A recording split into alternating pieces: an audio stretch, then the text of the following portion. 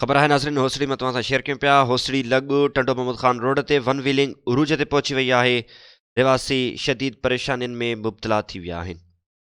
अयाज़ शरो जी report मुताबिक़ होसड़ी लॻ Tando Mohammad Khan road ते वन व्हीलिंग बंदि न थी सघी आहे। वन व्हीलिंग दौरान ईंदड़ वेंदड़ मुसाफ़िर गाॾियूं ऐं मोटरसाइकिल सवार गैर महफ़ूज़ थी विया आहिनि।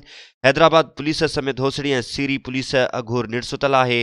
टंडो मोहम्मद ख़ान रोड ते हर जुमे जे ॾींहुं सवें नौजवान सरेआम वन व्हीलिंग कंदे नज़र अचनि था, जिन खे को बि रोकण वारो नाहे।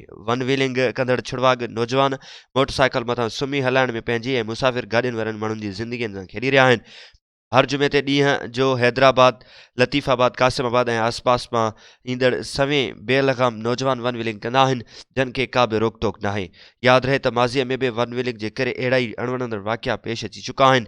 ॿिए तरफ़ सरेआम बेलगाम थियल वन व्हीलिंग कंदड़नि ख़िलाफ़ कार्रवाई ऐं पुलिस ख़ामोश बणियल आहे। सुञाण धुरियन गणती ज़ाहिर कंदे SSP हैदराबाद खां पुरज़ोर मुतालबो कंदे घुर कई आहे त वन व्हीलिंग कंदड़नि ख़िलाफ़ फौरी तौर ते कानूनी कार्रवाई अमल में आणे मुसाफ़िरनि समेत आसपास जे रहवासियुनि खे तहफ़्फ़ुज़ फ़राहम कयो वञे।